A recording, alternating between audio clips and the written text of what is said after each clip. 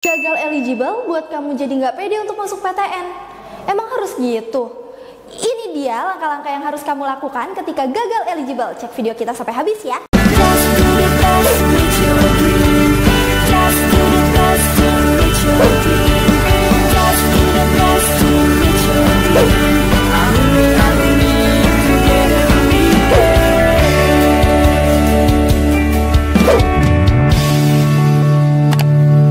Assalamualaikum, kembali lagi di GEP Media Channel bersama aku Kak Dinda, konselor kamu.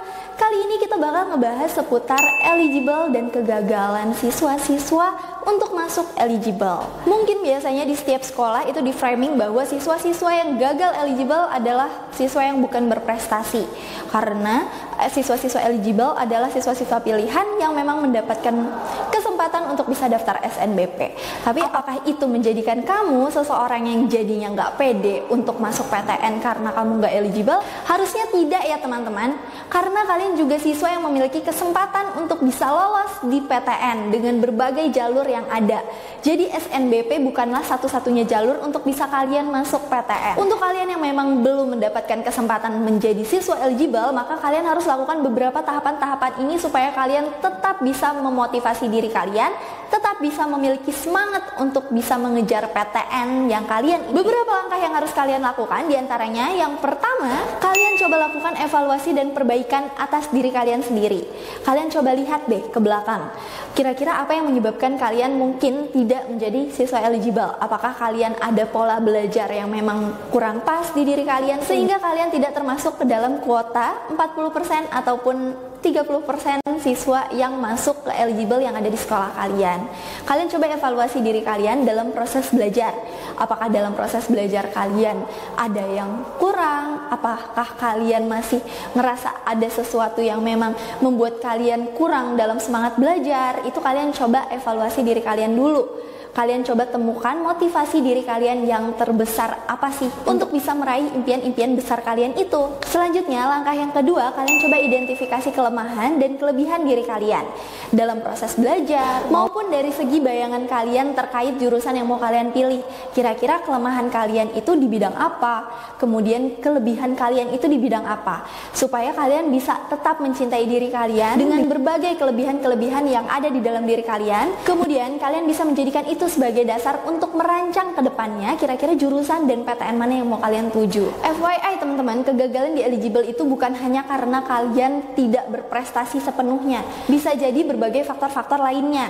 Kalian coba deh analisis untuk sekolah kalian masing-masing. Kira-kira kenapa kalian tidak termasuk siswa eligible? Kalau memang ada yang kurang dalam proses belajar kalian, atau memang ada yang kurang dalam motivasi diri kalian untuk belajar dan meraih cita-cita kalian, maka itu semua memang dari dalam diri kalian. Selanjutnya kalian bisa berjuang di jalur SNBT, seleksi nasional berdasarkan tes. Selanjutnya pada tahap yang ketiga, setelah kalian mengevaluasi diri, kalian juga mengidentifikasi kelebihan dan kelemahan diri. Selanjutnya yang ketiga, kalian melakukan persiapan-persiapan, rancang metode belajar yang tepat untuk kalian bisa meraih SNBT UTBK 2025 supaya kalian bisa lolos PTN melalui jalur tes. Kakak pernah bahas tentang metode belajar untuk SNBT UTBK 2025. Kalian bisa cek di video ini ya. Tentunya kalian merancang itu semua berdasarkan dari hasil evaluasi yang sudah kalian lakukan sebelumnya ya.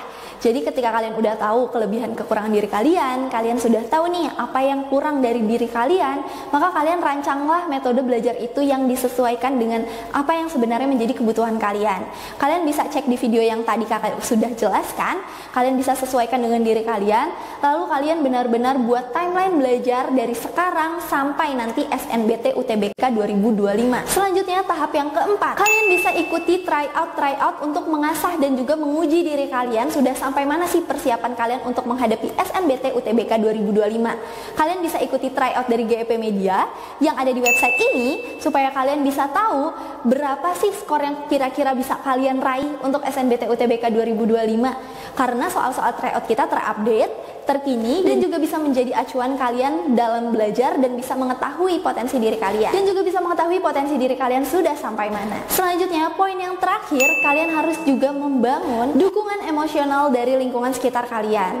Jadi dengan kalian memiliki dukungan emosional baik itu dari keluarga, teman dekat, lingkungan sekitar, kalian akan semakin semangat untuk bisa belajar, untuk bisa meraih PTN melalui jalur SNBT UTBK 2025. Jadi cukup sekian ya teman-teman langkah-langkah tahapan-tahapan yang harus kalian lakukan ketika kalian gagal menjadi siswa eligible.